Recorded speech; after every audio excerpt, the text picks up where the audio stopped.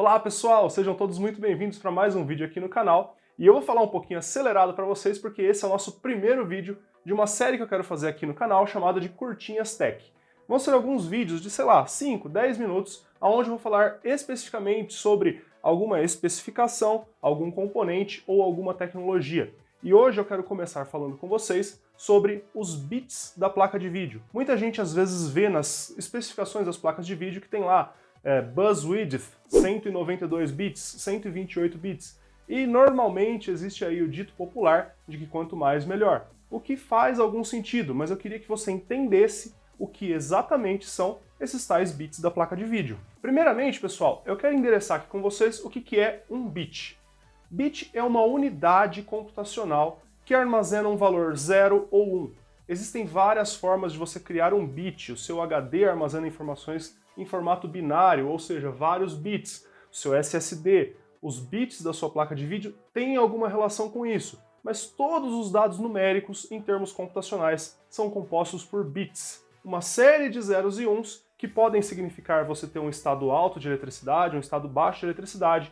Não vou entrar nessas especificações com relação ao que é isso, é só para você entender que bit é uma unidade computacional. Agora, a melhor forma de nós entendermos o bus width da placa de vídeo, aqueles bits da memória da placa de vídeo, é com uma analogia. Imagine que você tem uma cidade que tem o ponto A e o ponto B, e essa cidade é conectada por uma avenida.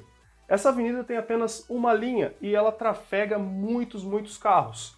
Exatamente essa situação que ocorre entre todo tipo de memória RAM e todo tipo de controlador de memória RAM.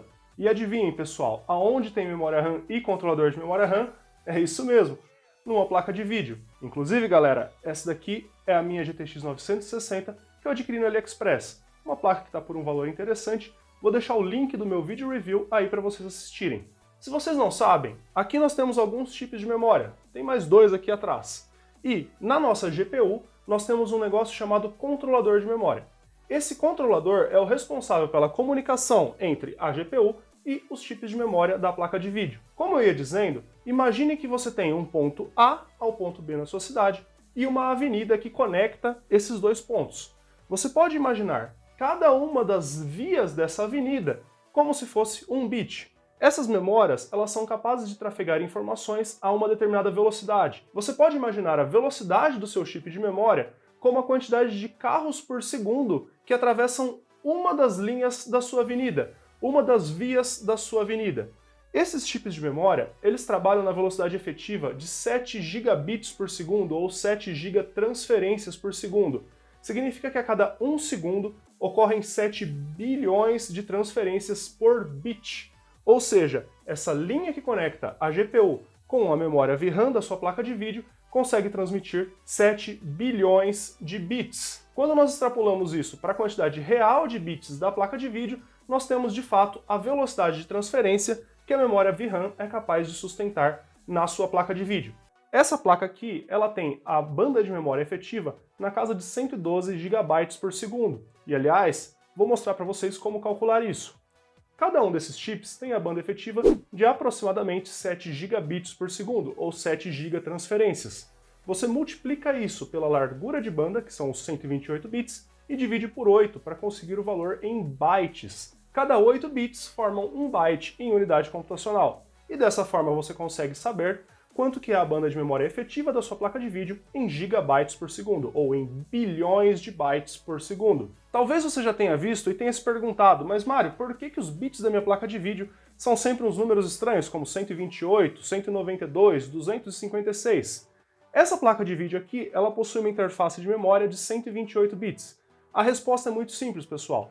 Se vocês fizerem umas contas aí, vocês vão entender que as placas possuem os bits em múltiplos de 32 bits, pelo menos hoje em dia. Antigamente existiam outros padrões. Cada chip BGA, cada chip de memória, possui uma interface de 32 bits. Essa placa possui 128 bits porque ela possui 4 chips de memória.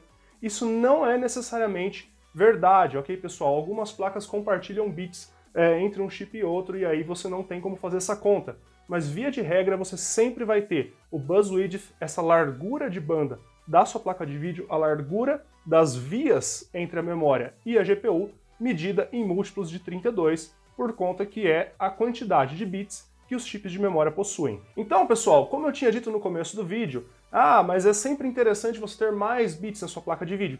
Sim e não.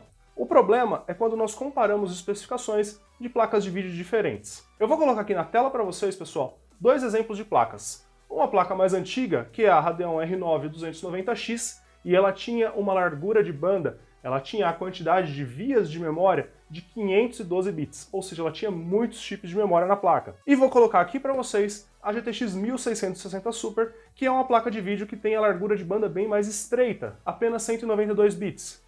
Vocês vão ver que a GTX 1660 Super ela tem mais banda de memória efetiva do que a R9 290X. Isso acontece porque os chips de memória GDDR6 da 1660 Super são mais modernos do que os chips de memória GDDR5 da R9 290X, e eles são capazes de enviar mais dados por pulso de clock, e desse modo você tem um aproveitamento melhor, você consegue com menos vias, com menos largura de banda, entregar mais banda efetiva de memória. Ou seja, não basta você comparar a quantidade de bits, é importante você comparar a transferência efetiva da memória VRAM, quanto que ela consegue transferir para cada uma dessas vias, para cada um desses bits. E por fim, pessoal, é óbvio que essa transferência efetiva está atrelada ao clock que esse chip está rodando.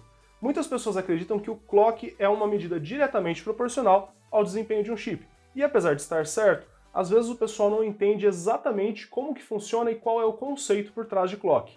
Eu vou cobrir isso em mais um vídeo curtinho como esse, logo mais aqui no canal. Então, se você não quer perder esse conteúdo, não se esqueça de se inscrever. E o último tema que eu quero falar com vocês, pessoal, é se a quantidade de bits influencia diretamente, de certa forma, no desempenho, por que os fabricantes não utilizam mais bits, não utilizam mais chipzinhos de memória? Pois bem, eu imagino que para alguns de vocês isso já deva parecer óbvio a esse ponto. Quanto mais chips nós temos em um PCB como esse, maior é o nosso Bill of Materials, é o nosso custo de fabricação de uma placa de vídeo. Não só isso, galera, como nós temos que ter em mente que a capacidade da GPU utilizar essa banda de memória varia de acordo com a capacidade que ela tem de processar coisas. Uma GTX 960, por exemplo, é uma placa básica, uma placa de entrada para os dias de hoje. Provavelmente faria muito pouca diferença na maioria dos workloads, na maioria dos jogos, que um chip como a GTX 960 conseguisse ter acesso a mais banda de memória efetiva, ou seja, ele dificilmente conseguiria consumir mais do que esses 112 GB por segundo. Nós estaríamos efetivamente encarecendo o projeto sem entregar um desempenho adicional que vale a pena esse valor extra. Já as placas de vídeo top de linha possuem chips capazes de processar muito mais informações e consumir essa banda de memória efetiva. Essa capacidade de entregar dados para a GPU se torna mais importante e valiosa, obviamente, de investir esse dinheiro extra em equipamento, em chips, em módulos, para aumentar a largura de banda da sua GPU. Pessoal, esse foi o nosso primeiro vídeo aqui do Curtinhas Tech com o Mário Mazzotti. Eu espero que vocês tenham gostado desse modelo. Por favor, digam aí, eu vou estar falando sobre outras tecnologias. Devo estar cobrindo logo mais as tecnologias de upscaling da NVIDIA e da AMD, o Fidelity FX Super Resolution e o DLSS da NVIDIA. Se vocês não querem perder esse conteúdo, peço para vocês aqui para se inscreverem no canal. Se você gostou desse conteúdo aqui, deixa um comentário, fala para mim, Mário, gostei desse formato, achei bem bacana. Vai ser muito legal ler o comentário de vocês e as críticas de vocês se vocês quiserem colocar algum ponto. Nos vemos no próximo vídeo. Eu agradeço se você chegou até aqui. Valeu!